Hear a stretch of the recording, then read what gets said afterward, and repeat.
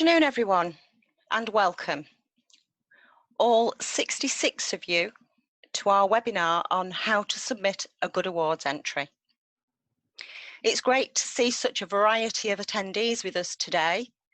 We have representatives from community rail partnerships, station adoption groups, train operators, and other industry colleagues. So you're all very, very welcome. I'm just going to take 5 minutes or so to run through some practicalities and instructions to ensure that you all get the best out of this webinar. And for anybody who actually doesn't know me, I'm Hazel Bonner, Events and Fundraising Manager with the Community Rail Network.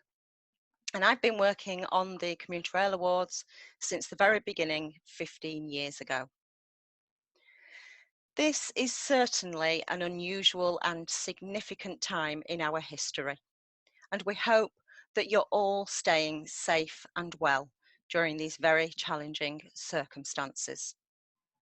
We hope that you've been able to retain your connections with your community rail friends and colleagues. We know you can't see each other today, but it's great to know that there's so many of us sharing this experience together. We're really pleased about the take-up of this webinar, which demonstrates the significance of the Community Rail Awards throughout our sector, and possibly now more than ever. As you know, the awards are now scheduled for the 9th of December, and we really want to encourage as many people as possible to enter and to help ensure that we have a viable competition and a wonderful celebration of everything that's great in community rail. Your entries are as vital as ever to making the awards a success this year. We hope this webinar gives you valuable hints and tips for composing and submitting some great entries. Remember, the information shared here is not just relevant for our awards, it will help you to enter other awards too. A few practical reminders about the format. During the presentation, your camera's not in use. I think you will have noticed that already. And you will have noticed that your microphone is already muted by us. Undoubtedly, you've noticed that when you were shouting and waving hello at the screen as you arrived and when you realised we weren't answering you. But you will have the opportunity to interact and ask questions throughout the session via the Q&A function. There'll be a combination of slides, live demo screen sharing, and interactive Q&A. You'll be invited to participate during the presentation using the Q&A button at the bottom of your Zoom screen, and at the end via the raising hand button, also at the bottom of your screen. When you're using the Q&A button, please set it to be visible by everyone so that we can all see what questions are being asked. If you do raise your hand to ask a question at the end of the presentation, when it's your turn, your microphone will be unmuted, you'll be introduced and invited to ask your question either of the presenter, a panelist, or indeed myself. During the session, if you have a technical issue, please text Hannah with your name rather than ringing her. She'll ring you back when possible and try to help as best she can. Her number was contained in the joining instructions email. Although we've researched and practiced a fair bit, we are by no means experts, so please do bear with us. We're delighted to have Dr. Nicky Forsdike leading the webinar today. Nicky has a PhD in management from the University of York, where she completed her research on the railway industry. Although she works as a freelance railway consultant, much of her time is now taken up teaching at the university. A long-serving railway professional who has witnessed the birth and the ongoing evolution of community rail, Nicky has always been a great supporter of our sector, and she has been a Community Rail Awards judge for the last 8 years. She's also spent many years writing and shaping documents and bids to meet specific criteria, and she's also helped many others to do the same. It's this wealth of experience and insight that Nicky shares with us today. We're very pleased to also have 2 other Community Rail Awards joining us this afternoon, Barbara Saunders and Jim Trotman, both of whom also bring a wealth of experience and insight about the awards. And their biographies can be viewed in the entry booklet. They will both be helping to answer questions later. And finally, just a couple of important points before I hand over to Nicky. Just a reminder that this webinar session is being recorded and will be made available via our website as a learning resource along with Nicky's slides. And as we close the webinar later, a feedback survey page, yes, a feedback survey page, wouldn't be the same without me mentioning feedback, should open in your browser, and we'd really appreciate you taking the time to complete this and offer suggestions for improvement as appropriate, especially as this is our first webinar, and I'm sure there's lots of lessons we'll be able to learn. So without further ado, I'm delighted to introduce Dr. Nicky Forsdike. Hello, and thank you very much for joining us and for your interest in the Community Rail Awards 2020. I'm just going to share my screen with you. Sorry, the process is still a bit clunky, but hopefully we'll all be able to manage with it. So, as Hazel said, my name is Nicky Forsdike. I've been on the judging panel for the awards since 2012. And judging the awards is one of the highlights of my year. It's really inspiring to see the great work that so many of you are doing. But each year it's also disappointing to see that some really good projects don't receive the justice in the awards process because the submissions don't quite hit the mark. So this session is really about what does a good entry look like. Note we'll be focusing on what makes a good submission form and not what makes a good project. This is all about how you write it up. So as we go through, you'll find it useful to have to hand the pre-reading for the seminar that was sent out, together with any comments you've made on that. If you can find that and have that to hand, you'll get that little bit more out of the next few moments that we're going to spend together. So 2 things before we begin. First, you'll see the slides have got more text than we might normally use. So this is partly so that you can see some examples of different things during the webinar. And it's also partly that so once the webinar is over, you can use a slide set as a reminder. I know you'll obviously have the broadcast available, but sometimes it's easier and quicker to go back through slide sets to find a particular thing just to jog your memory. So you're obviously very welcome to watch the webinar again, but if you're looking for a specific point, I thought you'd find it quicker to find them on the slides.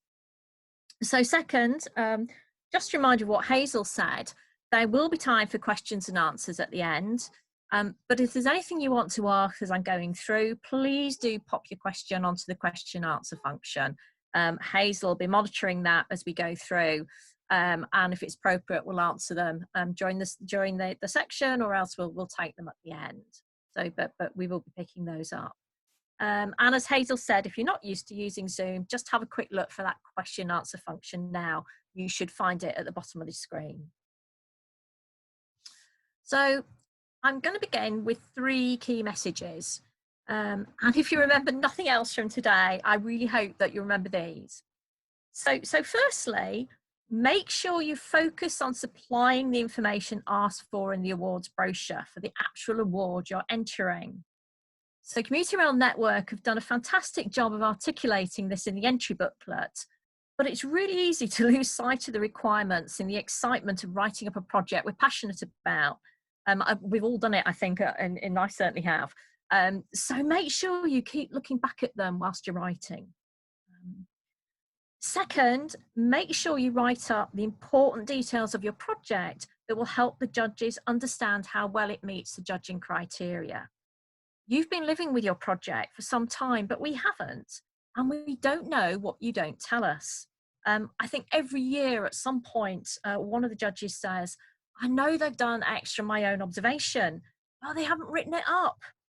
If you don't write it up, we can't take it into account. And we really do want you to do justice to the terrific work that you're doing. So the third and final is make sure you understand the judging criteria. So we'll be looking at these in some more detail during the webinar, and I'll try to give you some examples of what a good entry might look like against specific types of criteria.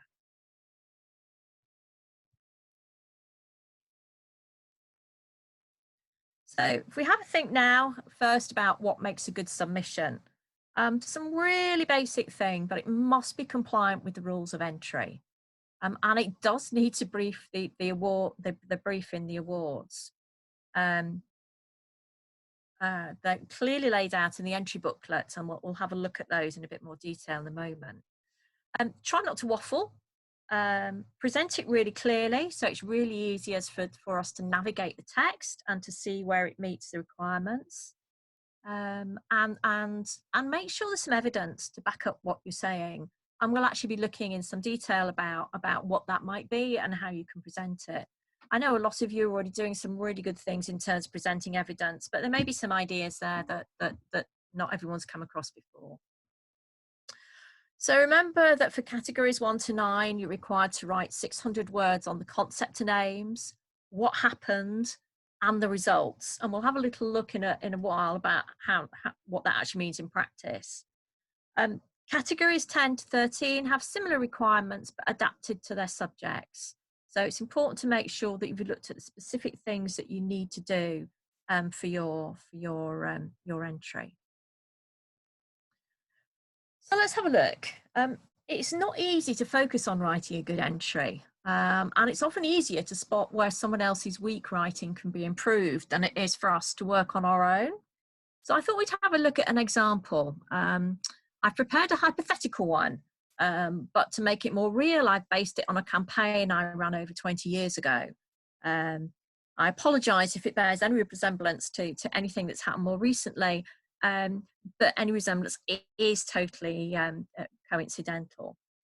So in a moment, we're going to have a look at the 200-word summary from the example in the pre-reading. I'm hoping you've already had a quick look at it.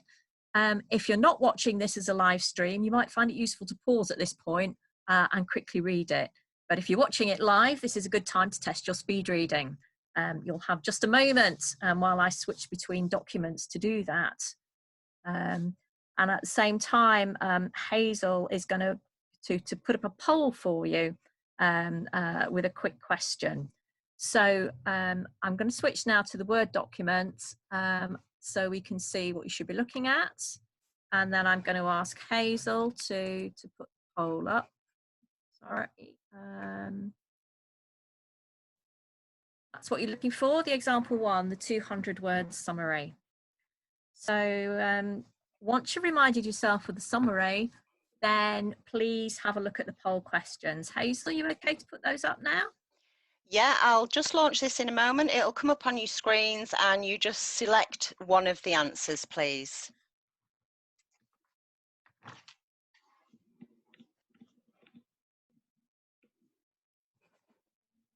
If that superimposed itself over the summary, you can, of course, just drag it to the side so you can read the summary while you're reading the questions. Yeah, any pop-ups actually can be dragged over to the side, can't they? I've been learning that one.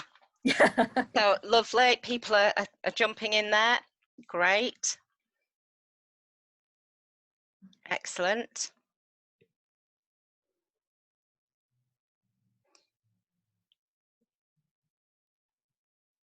I'm having to add up the percentages now, make sure 100% of people have answered. I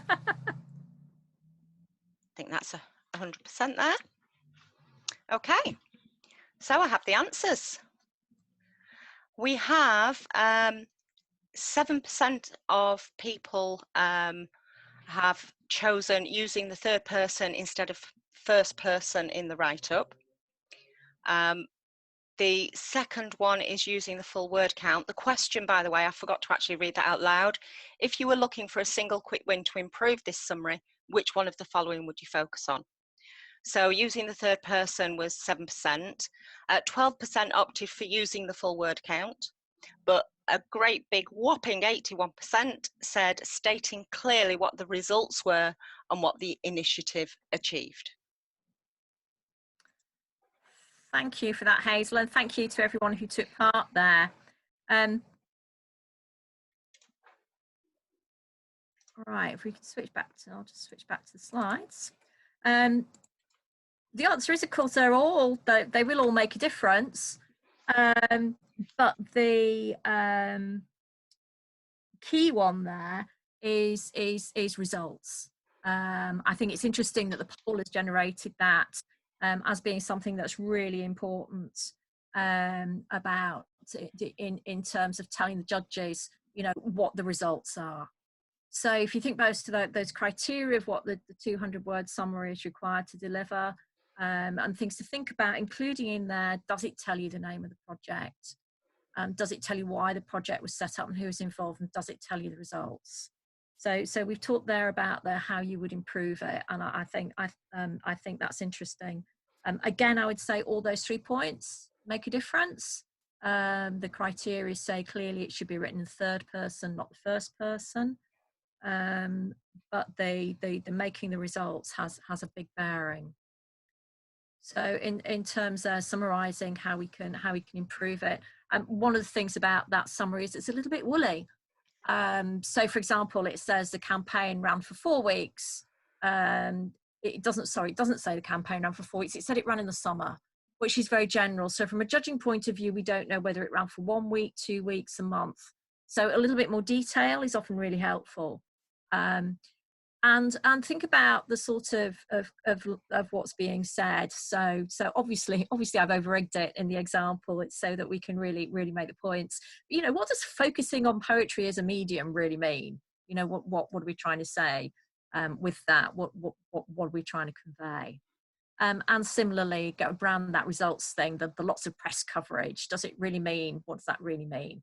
It's much better to quantify it and give some specific examples. And we'll be looking a little bit later at some really good examples of that. Don't assume the reader knows what you know. So here, for example, it talks about a residency. So for people who've done work in the arts, that might be a phrase that we're quite used to. But if you're not, and it's unfamiliar, what's actually meant by that? You know, what are the dimensions of it? And use your word count judiciously. So this is 25% under. Suggesting that there's a few more words to play with there. So they could have put in some more detail. I could have put in some more detail about what the press coverage really was, and to expand on some of those points. So remember, the word count can't be rolled over between sections. That's just something to think about.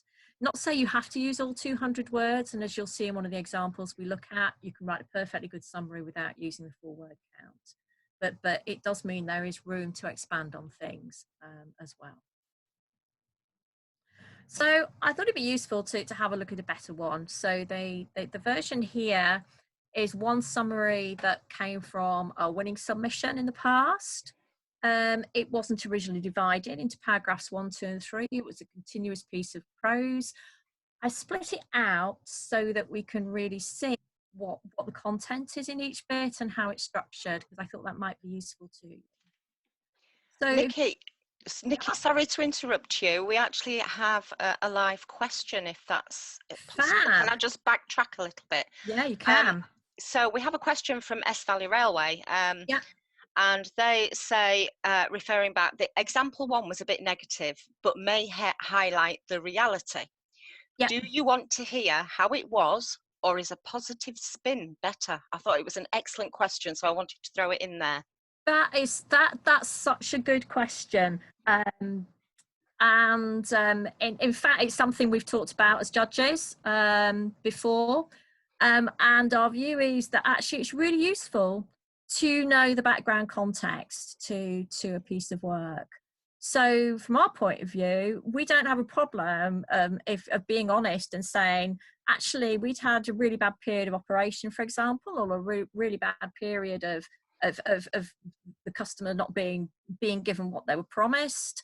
And we needed to do something to turn around the reputation it's perfectly valid to take that as a point. Yeah, does that answer that, do you think, Hazel? Oh, I think so, yeah. Good. Thank you, Nikki. So if we have a look at this one here, the thing they were addressing was the issue they were addressing is about socioeconomic deprived communities. So they're using railway here in conjunction with the wider community. And we know that because the organisation has given a very clear description of what the project was and who benefited. And in the box there, it says campaign name. Of course, that's usually the organisation name. So it's good to say there from the beginning who's sponsoring the work, or which organisation has led this work, who's putting in for the award. But it's really good there. If you look at how much information is just in that paragraph, we've got who the partners were, we've got what the role of rail was in there, we've got how it benefited the local community, and that's all wrapped up in one sentence.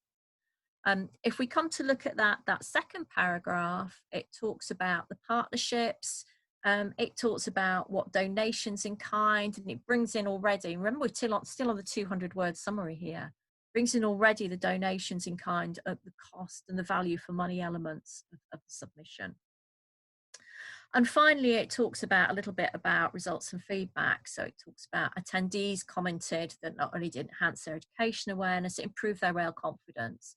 So it's emphasising that double win, that community benefit and the benefit to the railway.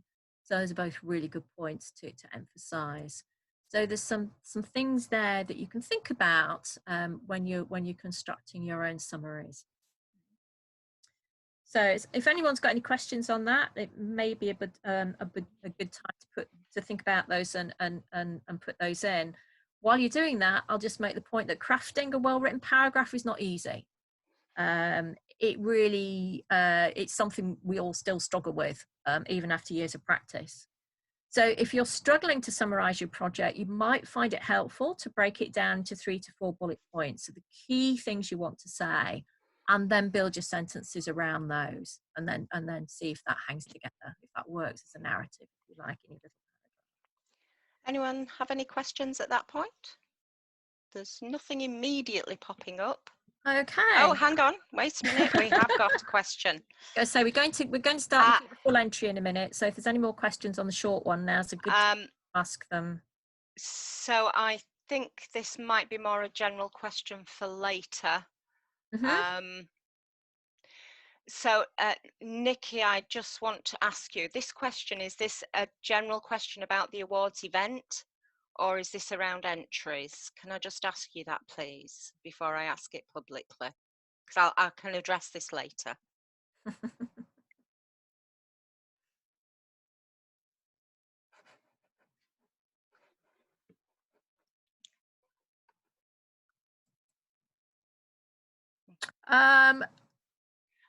Okay, Nikki, I'll come back to that later on. I'll keep that on screen. We have got a question from Andy Harrowell. Yeah. At South Western Railway. How much in the opening section should you repeat what you will say in the main section? Seems repetitive, but also a chance to shine early on. That's a good one. Yeah, I think because of the 200 word is a summary, there may be some repetition between the two. Obviously, you're trying to use your total of 800 words to get across as much as you possibly can. You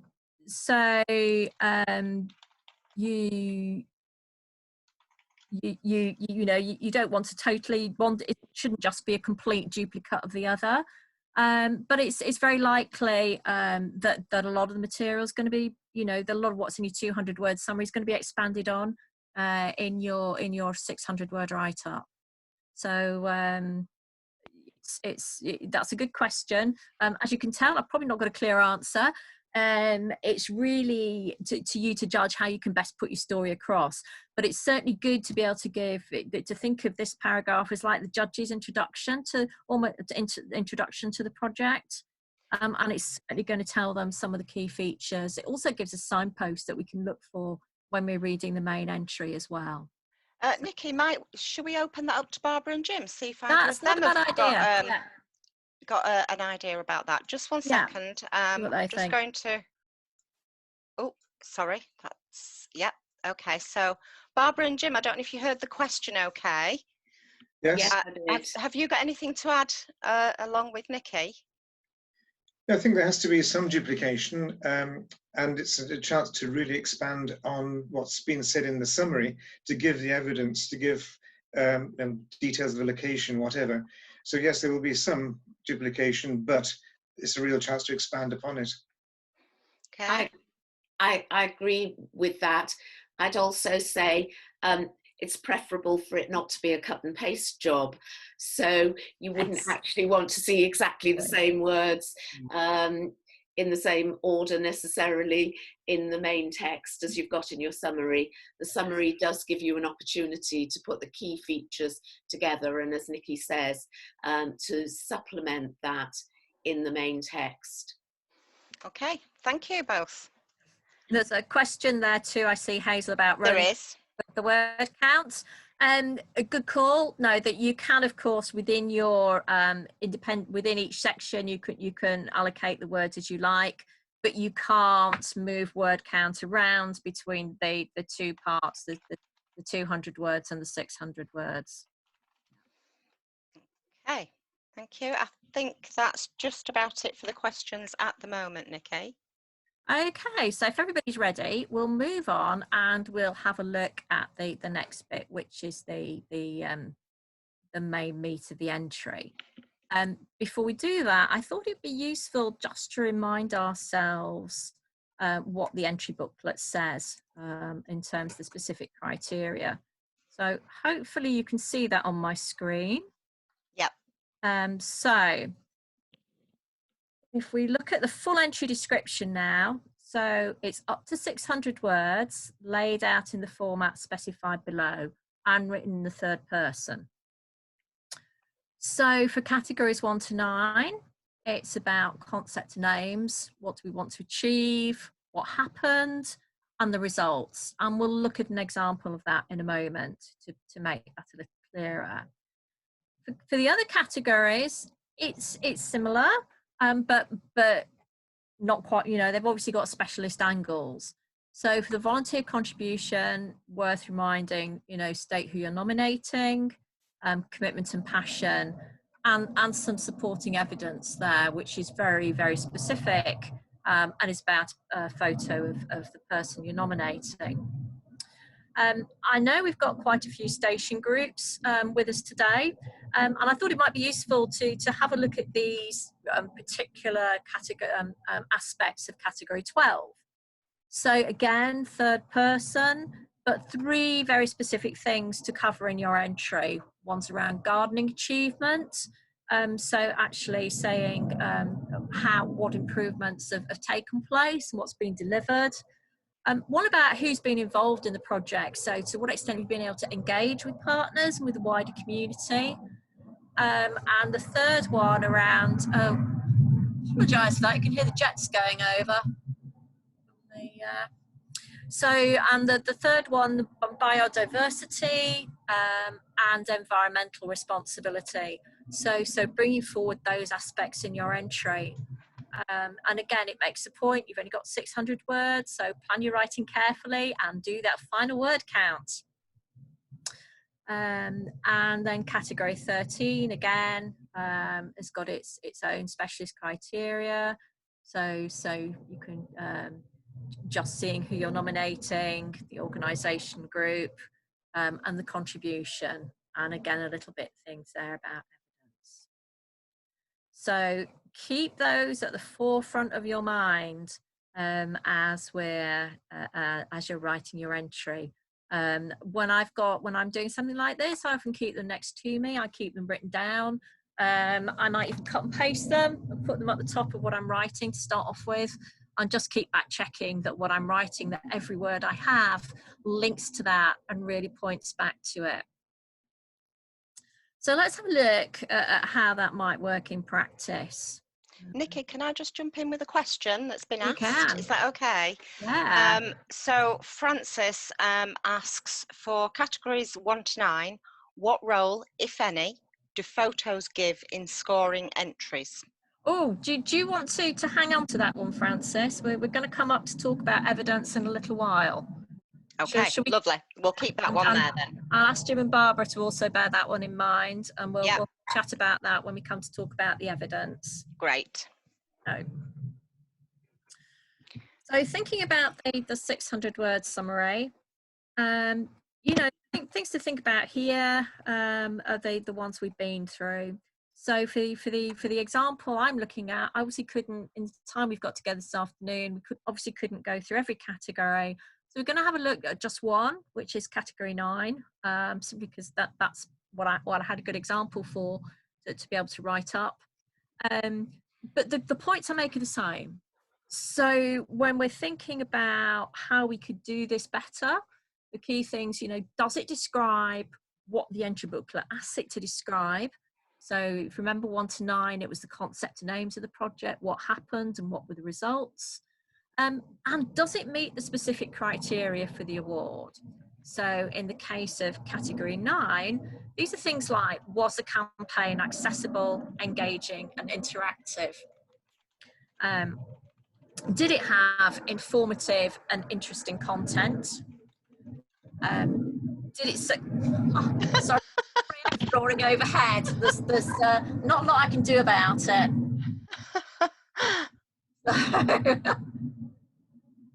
We're gone in a moment. So messages from above. Yeah, the delights of living in North Yorkshire. So the specific criteria then, what, you know, very specific to this particular award, 4 things here to think about and to look for when we're looking at the sample 600 word summary that's been provided. So in this case, thinking about, was it accessible, was it engaging, was it informative? So did it reach wide audience? Is the material there that tells us that in the entry? And was there good planning, management and use of appropriate channels? So I think, Hazel, to have a distraction from the RAF, do you want to put the next poll up? So if you just think about that 600 word summary, and if Hazel can put up the questions about that, I'll just put up the reminder of what we should be looking at.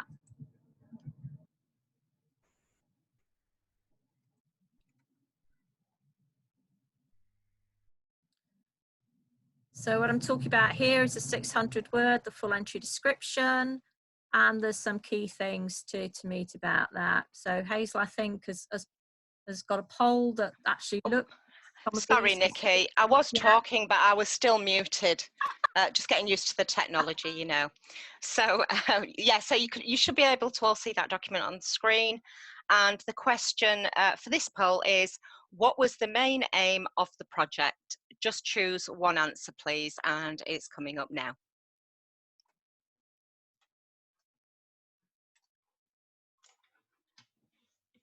So if you see, that's obviously related to this first criteria here. Yeah. Yep.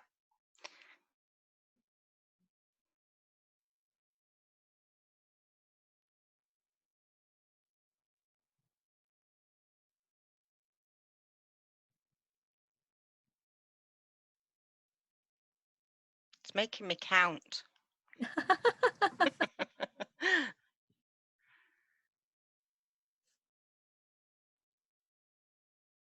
Okay, it's still climbing.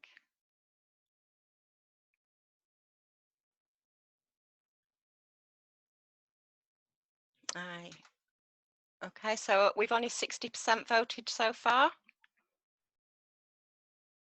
Any more votes coming in? I think people must be having a look back at the document. Maybe not so much advanced reading.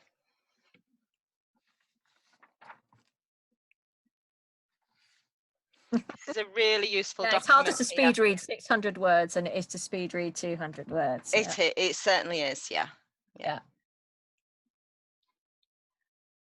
And this is going to be a great document for you to be able to refer back to after the webinar, and it actually will be available as well.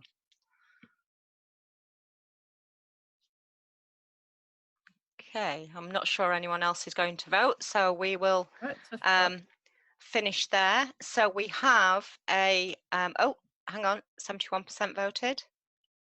Good. Maybe people are still voting. Okay, but I'm going to end it there. And the results are that we have 5% say to capitalise on something that's been successful in other contexts, and 20% say to generate publicity on the back of a local literature festival, but 75% say to change perceptions of rail by generating some positive publicity.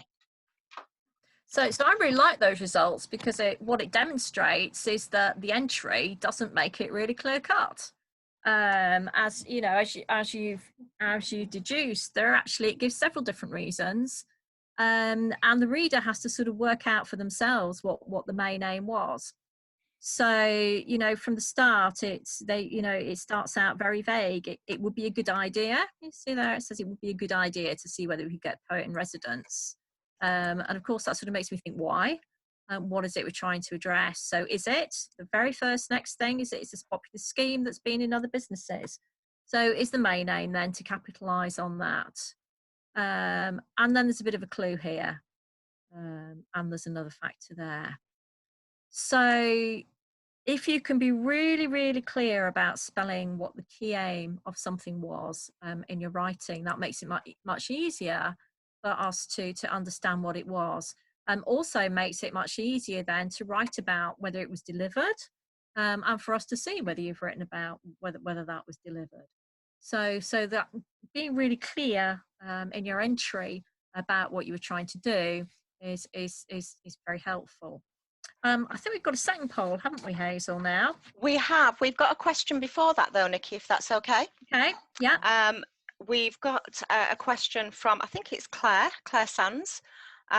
Should feedback from projects by participants be included in the 600 words? Oh, do you want to hold? As quotes? Oh, interesting. Possibly. We're going to look at evidence in some detail in a moment. Perhaps we'll have a think there. And in fact, it may come up when we have a look in a moment at what good looks like.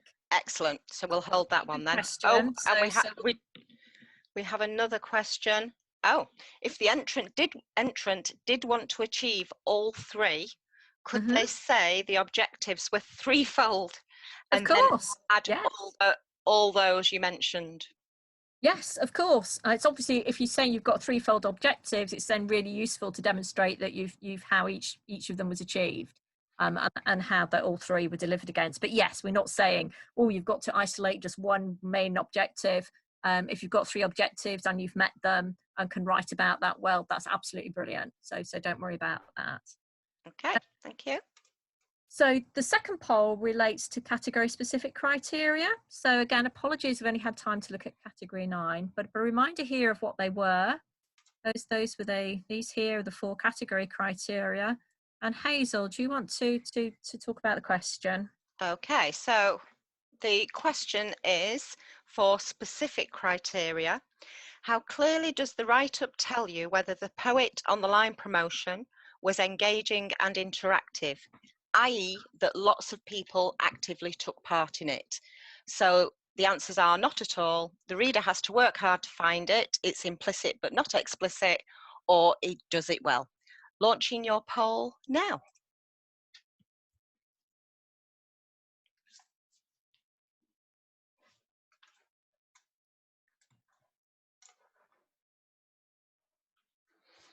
Okay, I think this polling function's really good on here. I think it gets people to think in the moment, doesn't it? And really engages. We've had some fun playing with this, setting it up, haven't we, Hazel? We have, yes, we certainly have. And I hope everybody's enjoying this function of it. And all these questions that are being asked and all the polls, they will all be part of what's available via the website at the end of it all. You should be able to access all of this.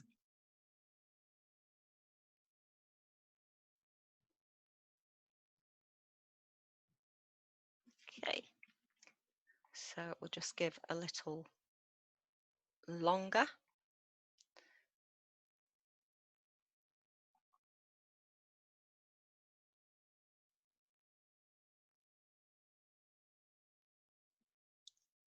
So 73% of people have voted. So just going to give it 10 more seconds now.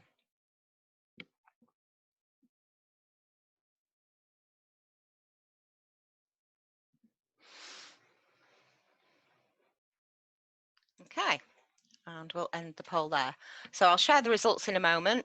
7% of people said, so the question was, how clearly does the write-up tell you whether the poet on the line promotion was engaging and interactive? 7% said not at all, 12% said it does it well, and 81% said the reader has to work hard to find it. It's implicit but not explicit. Well, yes, I must admit I was one of those readers that had to work hard to find it. You know, there are clues in here about that. So, but you have to work quite hard to find them in the text, rather than it actually being spelt out clearly. So I think if we go back to the slides now. Sorry about that.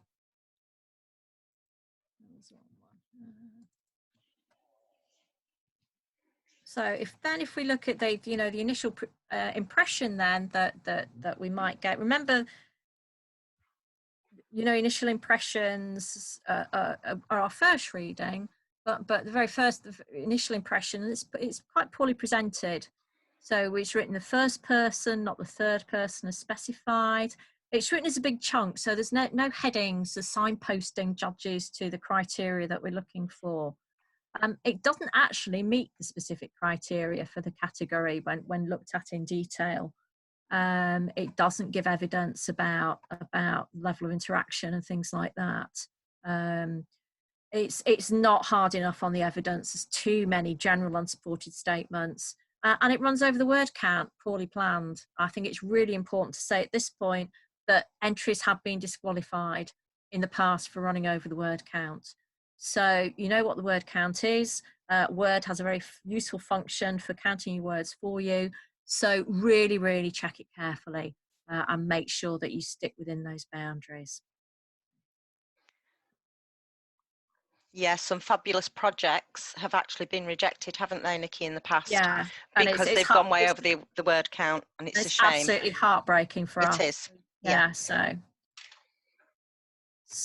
in terms of quick wins, then what we can do again. Here's one from a successful entry from the past.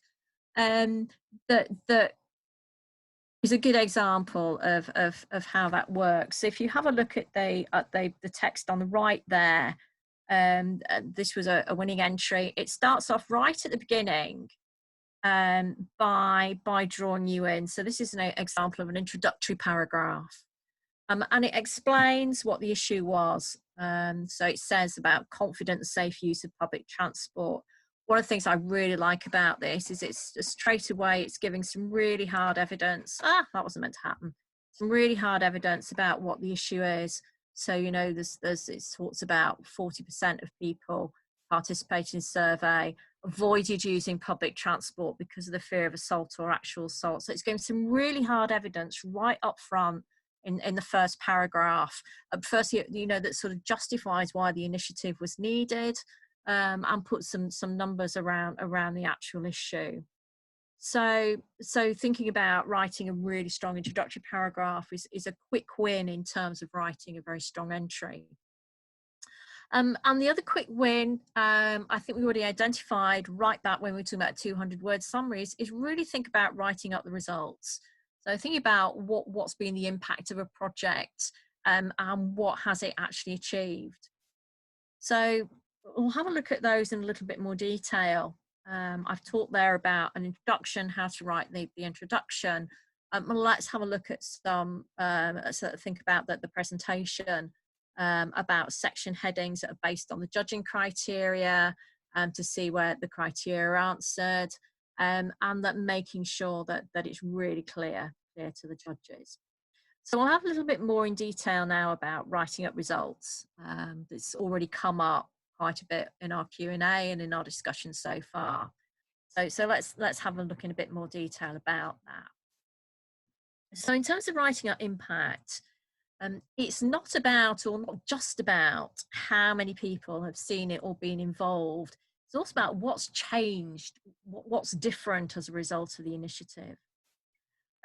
So what kind of evidence would bring forward impact? So it might be things like qualitative evidence. So that might be feedback from people, comments. It might be quantitative evidence, how many, how much. And it can be physical evidence, photos, examples of press coverage, letters of support. And I'm picking up that where do you put it? There's obviously two places you can use it. The question that was raised earlier, you can put some in the main text, and we're going to have a look at examples in a moment of how that's been done. And you can also have it as one of your supporting pieces of evidence. So I'll also look at those supporting pieces of evidence. So ideally, you should set success criteria and how you're going to measure success before you start a project. So if you haven't already done so, please do it next time. It's much easier, but also a very productive way of doing things. If you haven't done so, don't panic. Here are some things you can do to support your entry this year. So if you didn't start out thinking about how you collect that evidence, here are some things that you can still do in the time frame available. So for example, one thing might be to survey the stakeholders of your project. If you haven't done so already, you can use SurveyMonkey or even email just to get some initial feedback. So if it's if you're working with a particular community group, maybe one piece of qualitative evidence, you know, a letter from them talking about it, or feedback from somebody saying how they've interacted with the project and what's happened to them as a result. That kind of qualitative evidence you could collect. Or you could do something a bit more quantitative by emailing more, you know, using something like SurveyMonkey to contact more stakeholders, just to get some quick feedback and some quick numbers around things. You might also be able to get quantitative data from the TOC on things like ridership, whether that's changed. Obviously, if we're talking about the last couple of months, that's more difficult, but for anything that's happened in the autumn or around Christmas, then there may be your TOC might have some numbers they can help with. I'm sure a lot of you have already talked to them. I know from past entries that's something that's often done well. So the other thing you can do is have a look at the Community Rail Impact Tool. That might give you some ideas for your entry and help you with future projects. And apologies, there should be a link there. Hazel, can we put it in the notes afterwards? The link to the impact tool so that people can have a look at it. Oh, she's not got a microphone on, but I'm sure we will do that. Sorry, Nikki. Yes, certainly. In fact, if you want to just carry on, I'll call up our website and I'll find the section on the website anyway. Yeah, and I can quickly share that perhaps. Brilliant. But yes, we can certainly send that out to everybody. The impact tool, I think, is live now. Good. Yeah. Useful just have a quick look at that. Or we can, sure. if you've got the link, we'll have a look at it when I get to the end of the impact section, maybe. Do that. So writing out impacts, here's some sort of quantitative examples of what you can do. So we've got here, you know, premiere evening was attended by an enthusiastic crowd, but it says how many. It doesn't just say it was, you know, a lot of people came. It says it's actually some numbers around that.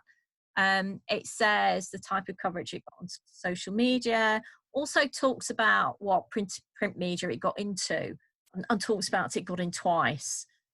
So another nice piece of quantitative, so something that's been watched 10,000 times. This is such an obvious one. If you're using social media, the numbers are available to you very easily as to the kind of impact you're having. So you can use those. There's one here again, it's got a hard number in for the number of people involved. So it doesn't just say a lot of people came to the launch, it says how many. And another one, it's quite common for us to get things, so you know, well, we did something for the local schools, and people don't go that next step to say how many children were there. you can always estimate, particularly if you've got photographs of the event that you can use to support that estimation. So even if you didn't do a count on the day, if you know how many classes were involved, you can do a rough estimation. It gives some idea of the kind of impact. So, and this last one, you know, it talks about trail walks for a number of journalists. It talks about interests going outside of the UK. It talks about what's going to happen next. So it talks about the fact that the impact is ongoing. And it talks about the fact that traveller numbers have already increased. So there's quite a few things there about how that's had impact. So in terms of the qualitative examples, so there's, you know, one participant says, you know, there's a really nice quote here. We've moved now from the numbers to the really deep stuff. So quantitative can tell us how much, how many, but qualitative will tell us how. It will give us a real feel for change that has happened and a bit more different kind of insight.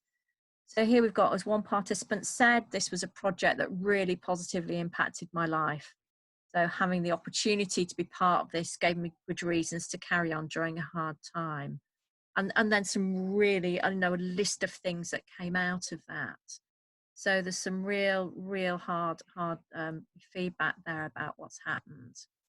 And similarly linked to that, about obviously some children and families who've been on the train, about parents gave feedback, and there's examples of the feedback. Because the example here also says, you know, it's actually opened up the concept of train travel to people who haven't used it before. So if you think right back to those criteria about how's it made a difference to train, that's in here. It's in linked in. The feedback is linked in back to some of the rest of the writing. So.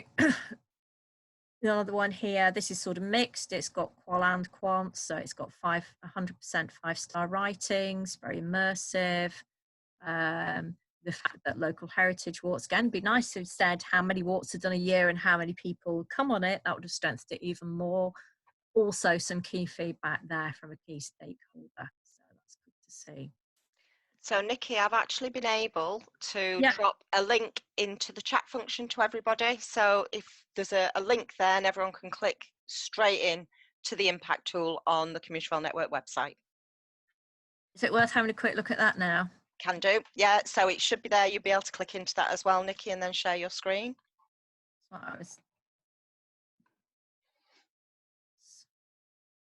I've only got the key. I don't think I've got access to the chat, Hazel. I've only got the key. Okay, so I can, so everyone will be able to look at it for themselves as well. But yes, certainly, if you, I'll just share my screen then. You'll need to. I'll stop share. You share yours. Okay.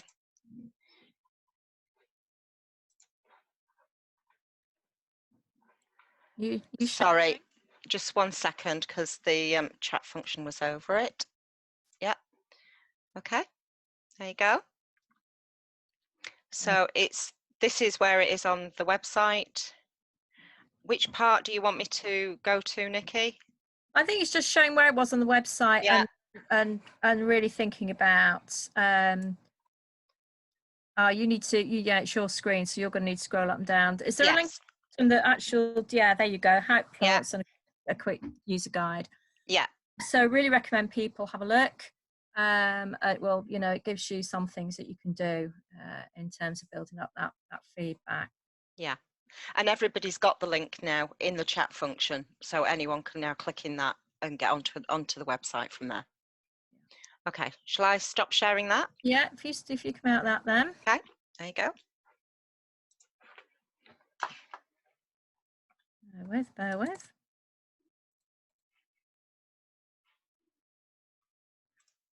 And there's a few questions lining up here. I've got one about the 600 word count. While you're doing that, shall I ask Barbara and Jim to see if they can? Yeah, why not? Okay, so Barbara and Jim, I'm going to draw you in here, please. So we have a question. How many photos can be added to illustrate a lot of activity summarized in 600 words? In fact, if we go on to my next slide, Barbara? Oh, I wasn't going to say the precise number of photos. What I would say is that it's quality, not quantity, that's the key factor as far as I'm concerned. If I mean, usually there's a restriction, I think, is it to 6 photographs? Yes. Yes. Yeah, maximum of 6, yeah. Yeah. But only use all 6 if they're illustrating different elements of your entry. From my point of view, 6 pictures showing essentially the same thing from different angles is not helpful. No. Yeah. Okay, I hope that answers your question, Chris. And a question from Nicky Barton. I can answer this one actually. I'm assuming all this supportive evidence is not taken as part of the 600 word count. If you actually read through the rules of entry page, your 600 word full description is standalone, and then other supporting evidence, you're allowed 4 pieces in addition to that 600 word description plus your images. Okay, so I hope that's both of those questions answered. And back to you, Nicky. Can I just... Oh, sorry, Jim. Yeah, go on, Jim. A photo montage does not count as they have to be individual photographs, and you can't, stick half a dozen together and call it one. Yeah, and actually we've had entries that have been disqualified for trying to get around the rules of entry that way. Yeah, it doesn't work. So we have actually got another question here. I'm not sure if where this would be placed. I'm going to come to it later. Okay. I'll leave it there. Back to you, Nicky. So I'm hoping you can see my screen that says supporting evidence at the top. Hazel? Oh, sorry. Yes. Good. Yes, I can. So, yeah, it's so the rules say you can have 6 images.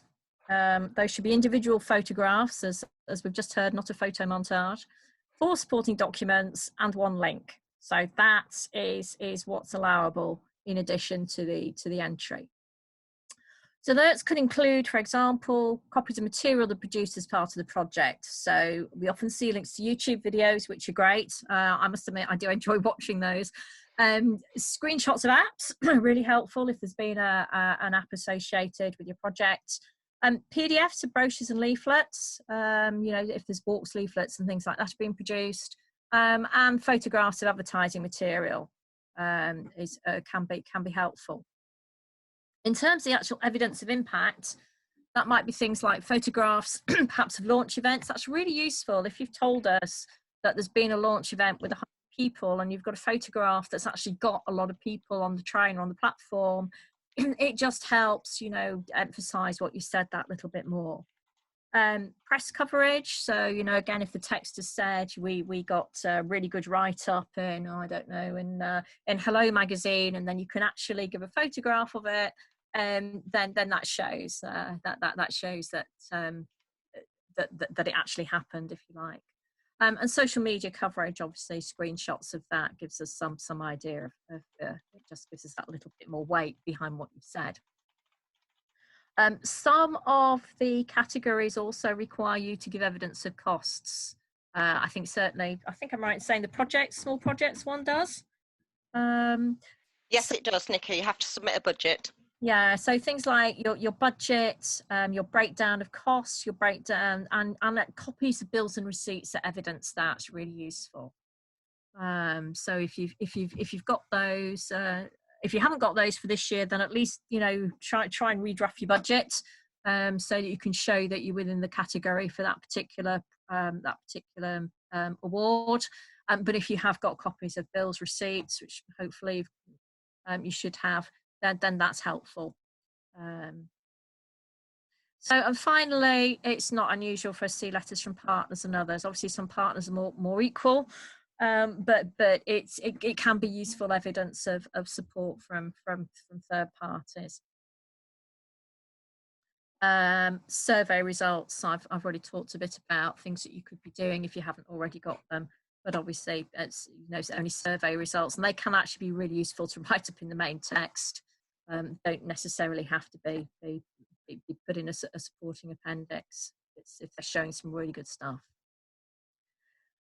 So some key tips. First, get someone else to read your entry through and to critique it, including on how well it meets the criteria. For those of us who are last-minute merchants, this can be a bit difficult, but actually I've found it can pay dividends in terms of people see things that we don't see in our own work, and they can look at it with a different pair of eyes and say, well, have you thought about putting this in, or if you move this sentence here, it it flows a bit better.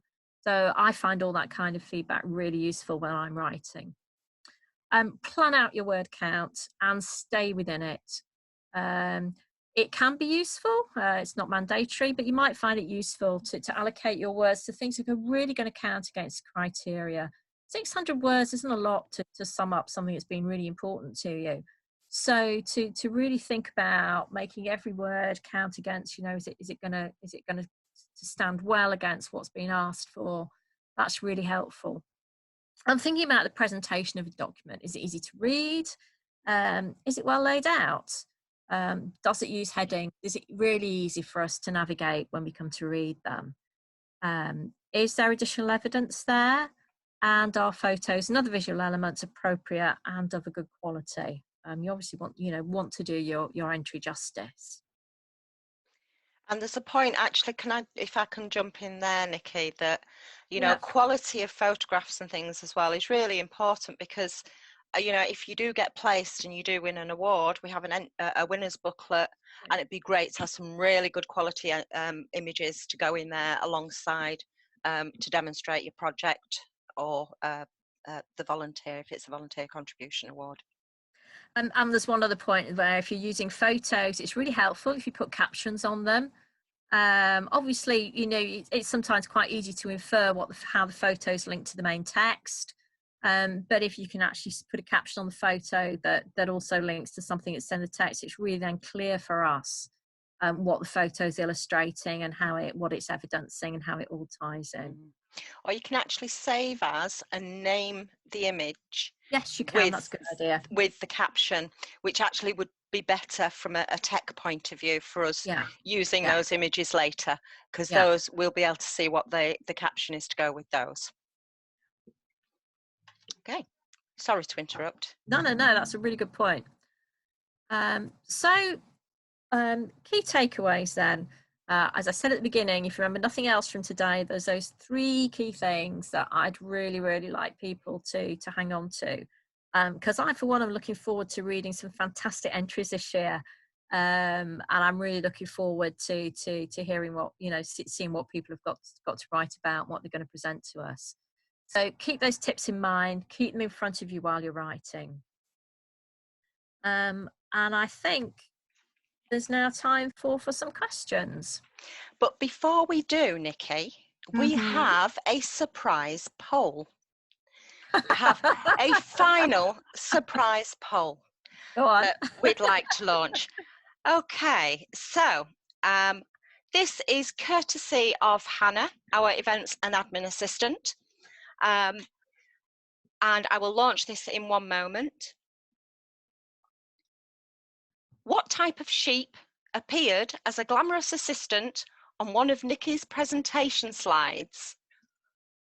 Launching the poll now. Want me to go back to the picture of the sheep? Yes, please.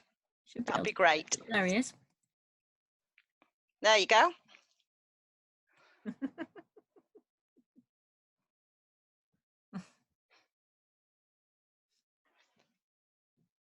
Just a bit of fun.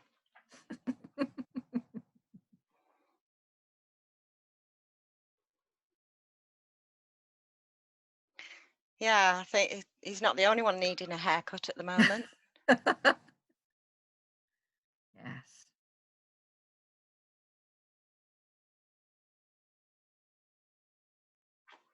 Okay. 77% have voted. Oh, and there's more coming in. That's interesting. This poll is the most popular. It's a bit easier than reading 600 words. Yeah, it's a bit quicker. Indeed. Okay, I'm also going... I was going to say, actually, though, that does make quite an interesting point. It shows how powerful pictures are. And doesn't it just? Information in a very different way, and we take it in a very different way. So there's maybe something there to think about when you're putting the evidence in your entries. Okay, so I'm just unmuting Barbara and Jim when it works. Barbara and Jim, would you turn your cameras on, please, and join us for the Q&A session? Hey, good to see you. Okay, lovely. And 85% have voted, so we're going to end that poll now. And 77% of you were correct. It is indeed a Lincoln Longwool sheep. Share the results. I'm sure you're not that interested. I was going to say, I'm wondering whether the clue is in the name or whether we've actually got a lot of very, very knowledgeable people out there. Yeah. Okay. So this section now, we have some questions queued up. I think there's one that I can call in now. There's a couple around the impact of COVID-19 that I'd like to leave right to the end, I think. But we're going to open it up now to some live Q&A. So if you would like to ask a question, if you raise your hand, you can actually come online and ask a live question. That's if this works, so please do bear with us. Like I said, this is our first one. So we'll try and sort that for you. Oh, we've got, oh gosh, I think I've got 11 raised hands here. Just bear with me.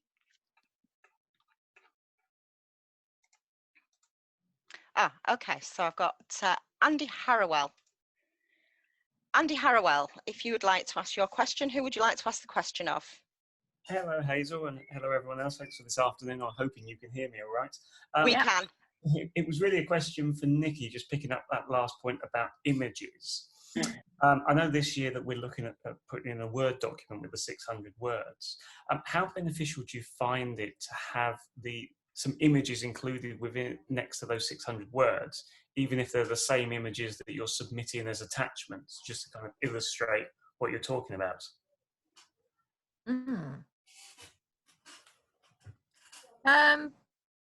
Hazel, first, I presume there's no reason, we don't normally see images in the text, do we? But I presume there's no reason why that shouldn't happen? You can do that, but yeah, it will be one of your but six. You can't then submit any more. Yeah. For me, as I say, it's not something we're used to seeing. It may make sense, I would have thought, if it illustrates a really particular strong point, but as long as the links are there, and we can draw the links between the text and the image, I've no strong feeling either way. I'd love to ask Jim and Barbara for their insights and views. I mean, we may take different views. This would be precisely the sort of thing that we might be presented with when we meet as a panel and have to discuss on the day, especially if it's something novel. And what you've suggested is clearly something that we haven't experienced before. For myself, I would say if you're putting images with a 200-word summary, they're going to have to be small.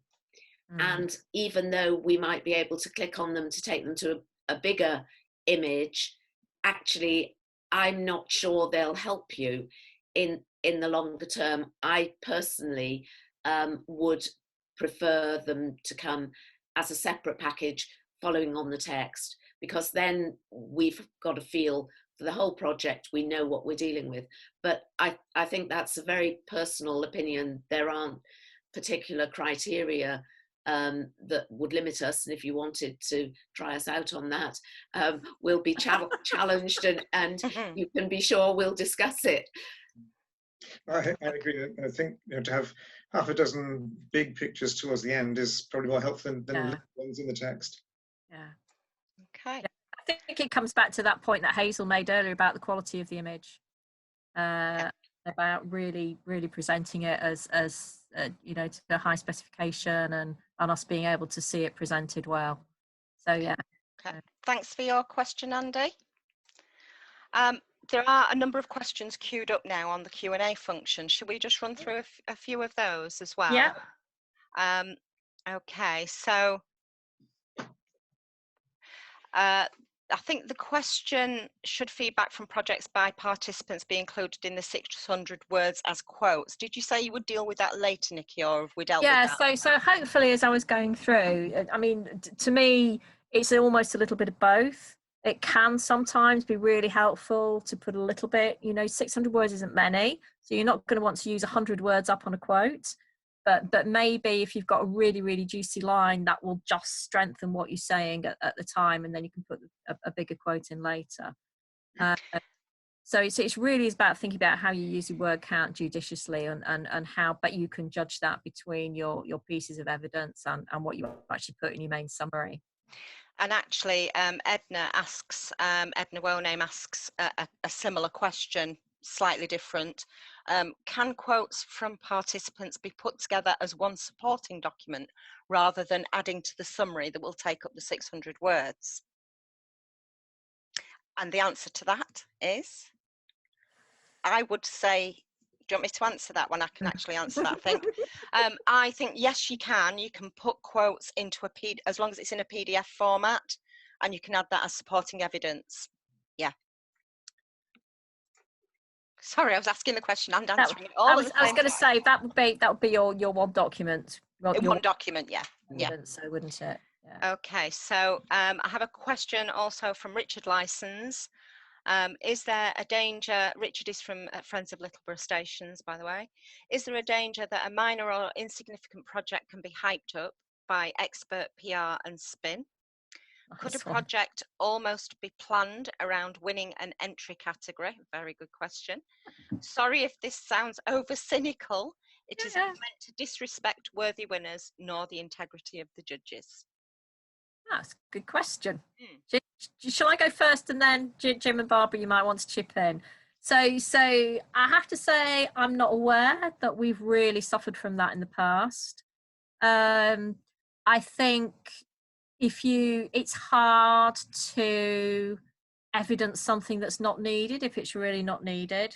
I think it is hard to convincingly evidence that, and it's hard to write about that convincingly.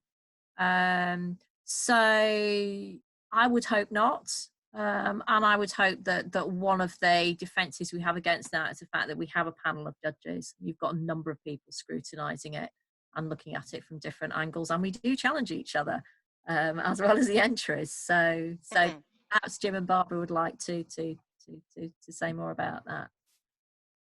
I know when I've been judging, it's easy, if you're reading maybe sort of 15, 20 submissions, there's quite a few that will be good, but then there'll be 3 or 4 that will really sort of leap out as outstanding. And again, it's the evidence. Does it meet the criteria? Is it fully supported with evidence and photographs? And that just sort of lifts the really good entries above what I would call the average ones. I think the only thing I'd want to add there is that, I mean, we do check some of the information that comes to us. So, for example, we referred to screenshots about apps before. We've certainly in the past found apps that when we clicked on them didn't work. And we do look at websites sometimes if we feel that it's a major part of a project overall, and we want to just be sure that what we've been told about it is the reality that is there on the site. So while we wouldn't give particular additional weight to that, we would use it as a means of checking that what's claimed can be substantiated. And I think that's certainly very true of all the judging panels. There's a lot of discussion and there is a lot of corroboration does go on. So it would be highly unlikely that a project like that would slip through. So I hope that answers your question, Richard. And I would say too, Hazel, think about designing a project to the criteria. It's more about these criteria being designed quite carefully, haven't they? So they are designed to reflect what's important to the railway and to the community. They're not they're not standalone. They're not artificial. Indeed. So, yeah. Okay, shall I keep going with the Q&A on here? We have got a couple of hands raised, I think, on the, oh, maybe somebody's lowered the hand, maybe a question's been answered. Okay, so there's some that I'll come back to. Terry Ryland from Essex and South Suffolk CRP. Apologies everybody else that I've referenced previously, I didn't mention your organisation. Terry says, how much weight is given to the 200-word summary versus the 600-word? It's not a summary, it's the full description. Or is the application and supported evidence looked at as a whole? Do you want me to kick off on that? We don't have specific marks for each of the different elements that's submitted to us. So that's not a tick box exercise. We're not saying there's, you know, out of 20 marks, there are 5 for the summary and 10 for the main project report and additional points for supporting evidence. We each judge the whole project against the criteria that we have, and so from that point of view, it's the whole that we're interested in, not the individual portions of it. I think the summary is important because it grabs the attention, and if the summary is good, it sort of builds up hope that the rest of the submission will be good as well. And I think it was last year I worked out, I had, I think, 72,000 words to read in total. So, you know, a good summary at the beginning really does help, I find, in going through the rest of the text. But certainly we mark as a whole across all the material. Yeah. Okay. Okay, we have another question from Claire Sands, North Staff's CRP. I hope I've got that right, Claire. What form should testimonials take for outstanding volunteer contribution? Is just a copy of an email okay?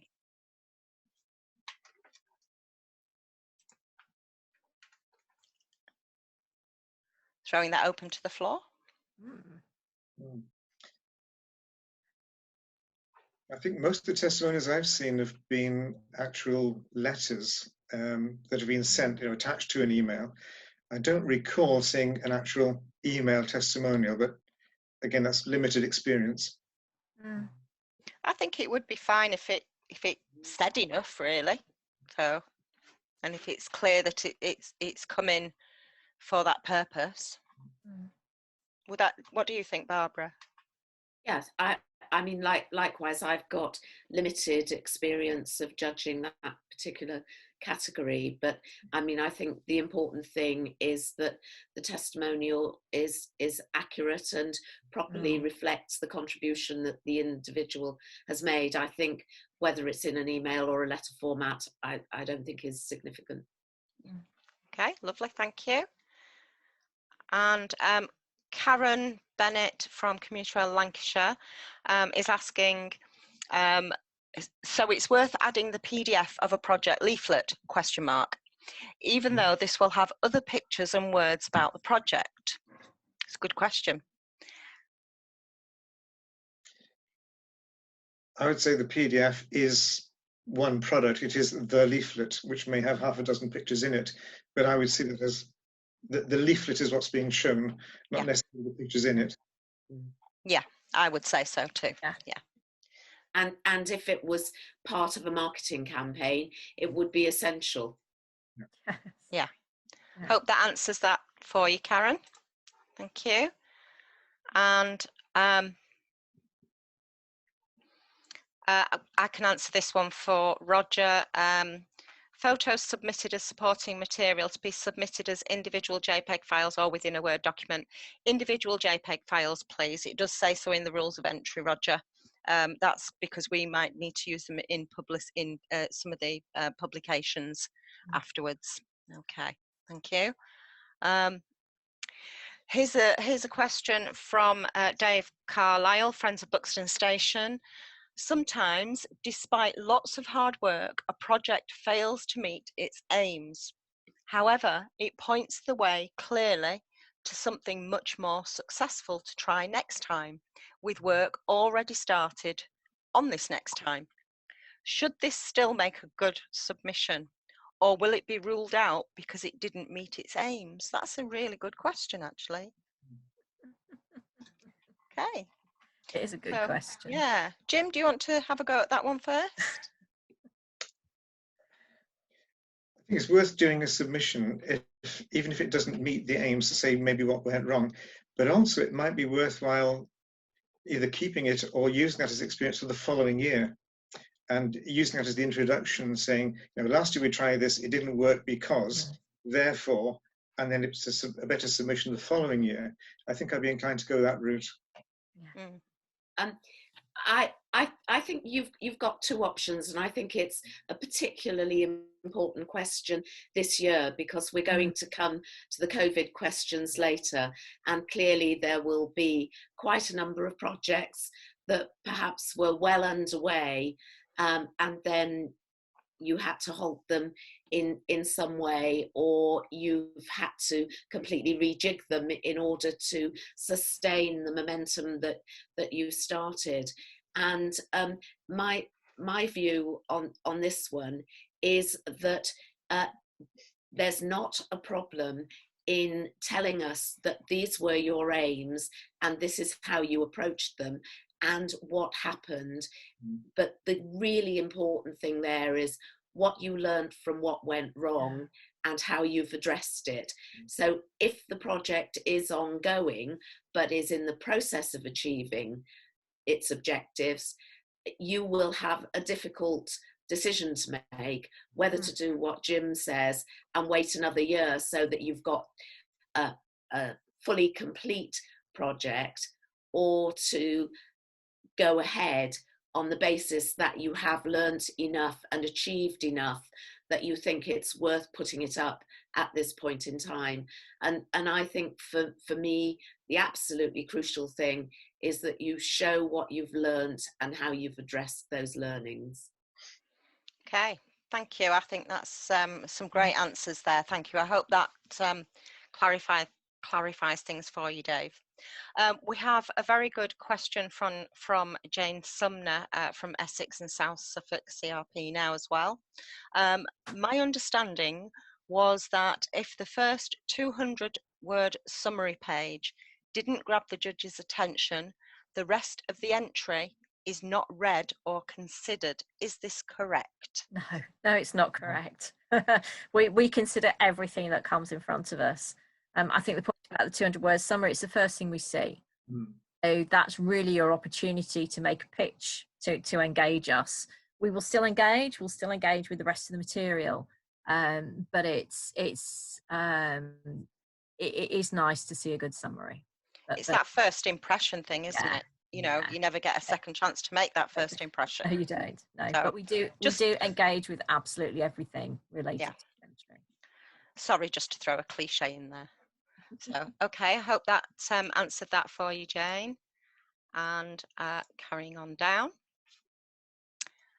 I can answer this quite. S Valley Railway are asking if the PowerPoint slides from today will be shared with participants or online. They'll actually be available via our website, both the slides and the recording of this webinar. If you particularly want the slides sending to you, we could do that as well if you just drop us an email. Okay,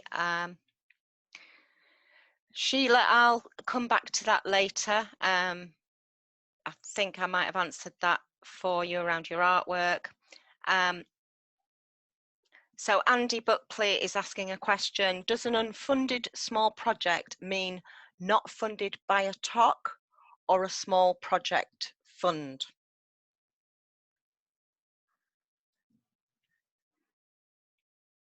Unfunded. That's in the booklet. Shall I allow Andy to talk? Shall I ask him to just expand on that? Because I'm not sure what he means there. Yeah, good idea. So, Andy, I'm just trying to unmute you. Yeah. Hi. Well, can you just elaborate on that question, please? Yeah, sure.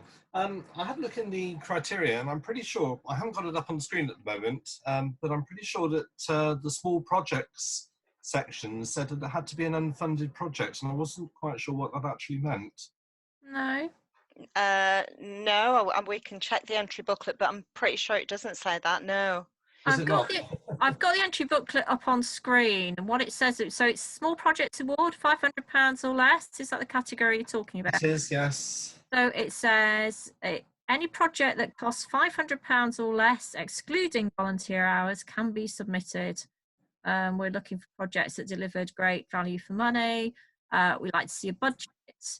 It doesn't mean we don't accept projects for which there was no actual money handed over, where it was all benefits in kind. But again, it needs to be demonstrated that was the case if it didn't actually have any spend attached to it. But yeah, spend up to £500 for small projects. Okay, does that answer for you, Andy? Yeah, I've obviously misread the criteria. Sorry. Yeah. That's actually a really good point, and I think something that I do say to a lot of people every year. Please, please read that entry booklet from front to back, upside down, in the bath, in bed, in the garden, wherever, before you actually start putting your entries together.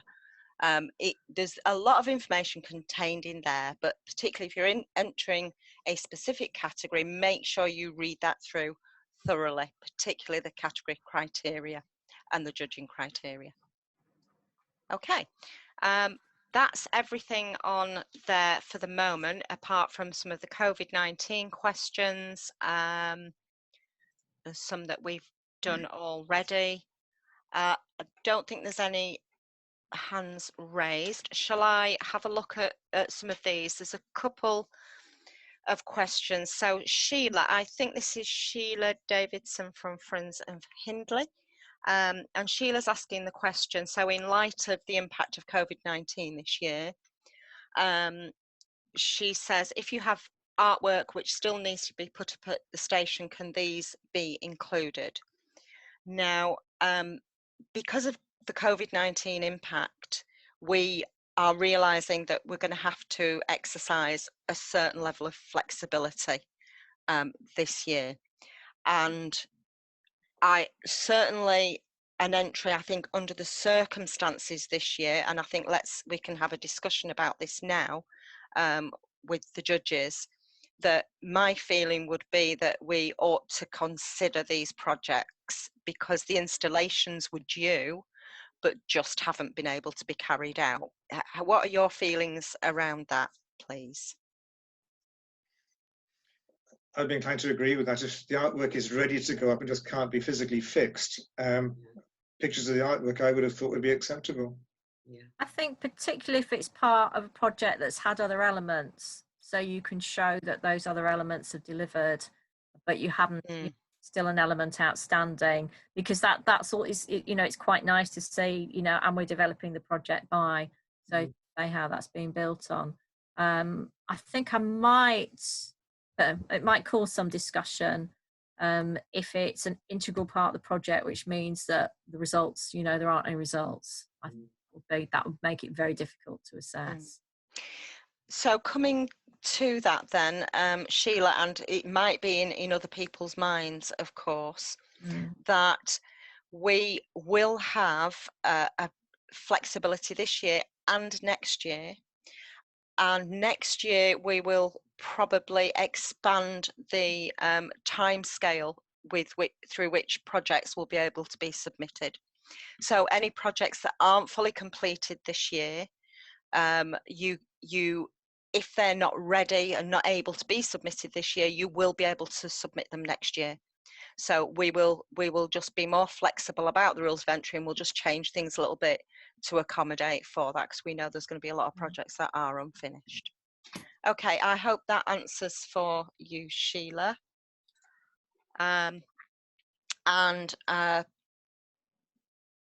So Claire has asked, Claire Sons, for It's Your Station, does this year's entry need to be substantially different from previous years? i.e. if the same excellent activities are maintained year on year. I'm not exactly sure what that means, so I'd like to bring Claire in if that's okay. Where are you? Sorry, bear with me. I'm hoping it's Claire.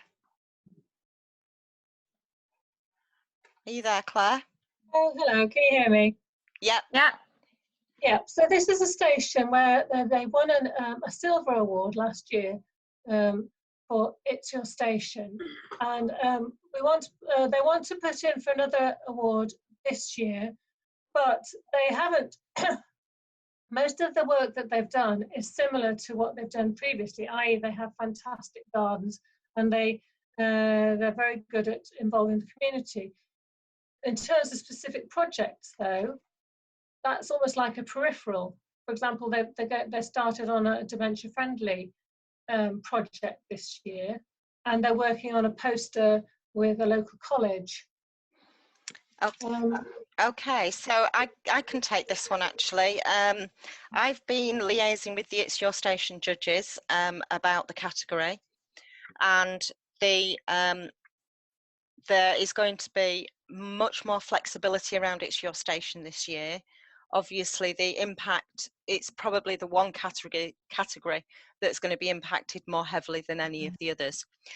The judges, Paul Bigland and Mark Barker, are very keen that all groups re-enter this year, particularly to maintain your banding level.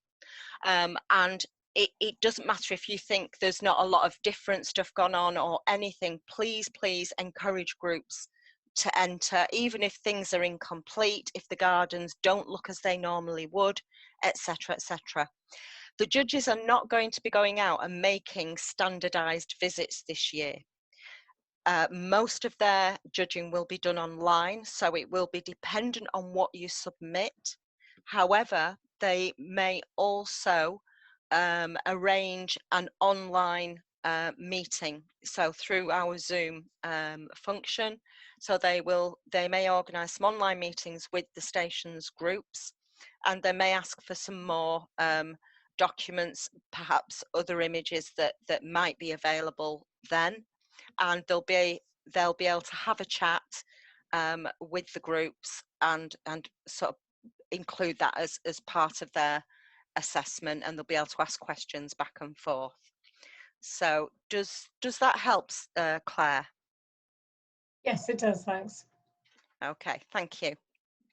Okay, thanks for asking that one. And okay, so Dave from Buxton Station again asks, oh, it's a question for me actually. We've organised biodiversity work with young people. Everything has been set up except the young folk turning up. COVID has stopped this. Will the same flexible approach be for such projects? The answer is yes, Dave, but like Jim said, it might be that you choose to hold that one over. I think it's going to be a case of just assessing what you've got, how far the project has gone. Is there enough there to submit it this year, or is it one to just hold over for next year? I hope that's okay, and I hope that answers. But please, if any questions that we can't answer fully today, please do get in touch with me separately via email or pick up the phone. As you know, I'm on mobile at the moment. Okay. So I probably need to come to these COVID-19 questions. I think we've covered some of it already, actually. So Phil Thomas, I think your question might have already been answered. Picking up on the COVID-19 impact questions, can we submit our plans that we hoped to complete this year but have been frustrated because of lockdown and the requirement that people shouldn't use the rail service unless they are not key workers? I think we've probably answered that around sort of incomplete projects and whether you submit or whether you hold over, but there will be a lot of flexibility. Okay, and so Nikki, I'm going to ask you to ask your question live. If you just bear with me, because I'm not sure whether I think this might relate relate to the actual awards event. So are you there, Nicky? Are you able to talk? Yes, I am. Hi. So it was your question around taking the impact of COVID-19 into account.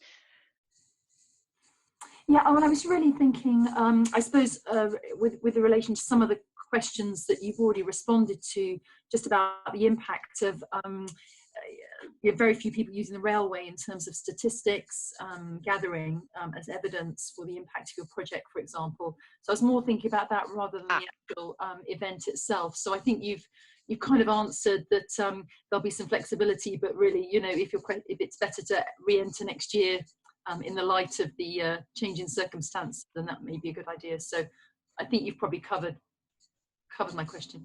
Yeah, but please do feel free to get in touch separately if you've got any further questions. Okay, much appreciated. Okay. Thank you very much. We do have a hand raised. So Michelle Lintemans, our international member, welcome from Holland. Michelle Lintemans from Stations Park Deurne. Michelle, I will just click and allow you to ask your question live. Okay. So when you're ready, Michelle, if you want to go ahead. You're still muted. It should come through. Hello. Hi, Michelle. There you are. Yeah, hello. Everything all right? Yeah, we're good, thank you. How are you? Yeah, very well. I was wondering if the deadline is a little bit later this year than other years because of the COVID-19. Good question. We have had this question and we've wrangled with this issue. For a number of reasons, we decided to keep the deadline date as it was, because the chances of projects being able to be finished any sooner than another sort of month or so are highly unlikely if they've not already been finished. Plus there are impacts for decisions that we have to make going forward about the awards as well. So we decided to keep the deadline date as it is. However, we have got a discretionary extension. It's not publicised out there, but we are going to be telling people that if you really do need an extra week, you can get in touch with us. And if you have a genuine reason for needing that extra week, then we will consider that. But that's not across the board, and we ask you only to use that if absolutely necessary. Is that okay? Yeah. Okay, thank you.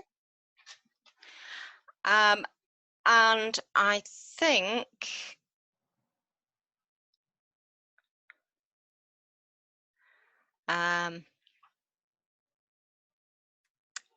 think that's all the answers, all the questions there.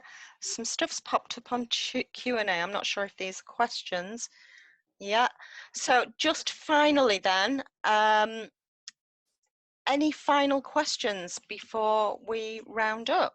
And if there's anything that Nicky, Barbara or Jim would like to say as well. So if anyone wants to ask a question, if you want to quickly raise your hand.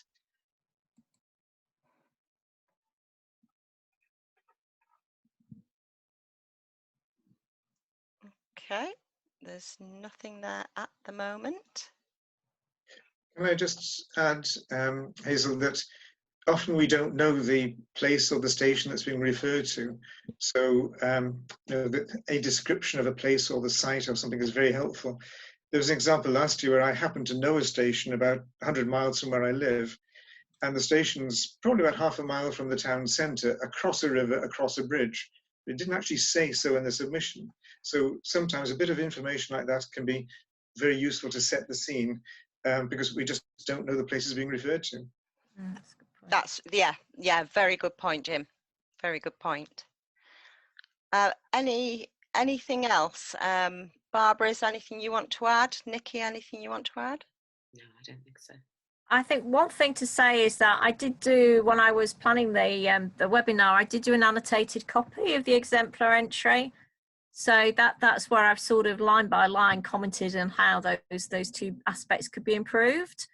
So we can make that available as well, Hazel. So it might people think about when they're writing what to look for, what to think about. Yeah, I think we said we'd email that out to all attendees afterwards, didn't we? We did, yeah. Yeah, because it's only useful to anybody who's actually attended this webinar. It's no good to anybody else, really. So, okay. Before we do close, I just want to remind you all that if the technology works, there should be a window will pop up in your browser with the feedback survey. And if you would take a few minutes to complete that, that would be really helpful for us. I would just like to thank Nicky for all the preparation, the planning, and the undoubtedly blood, sweat and tears that have gone into today. It's been a voyage of discovery for all of us. So, and I think it's been a great session. Thank you so much, Nicky. And Jim and Barbara, thank you for stepping in as panelist judges. Your contributions have been great, really valuable too. And I'm hoping that everybody has got a lot out of this afternoon. Andy Harrowell has just put thanks all. So Andy from South Western Railway. It's been great to see the diverse range of people attending today. So yeah, and on behalf of Community Rail Network, thank you everybody for attending. Great to see the turnout, and we hope that you will be signing up for more webinars. Fingers crossed everything should work well, but in the meantime, please stay safe, stay well, and we hope to see you all in the not too distant future. Okay, many thanks. Bye everyone.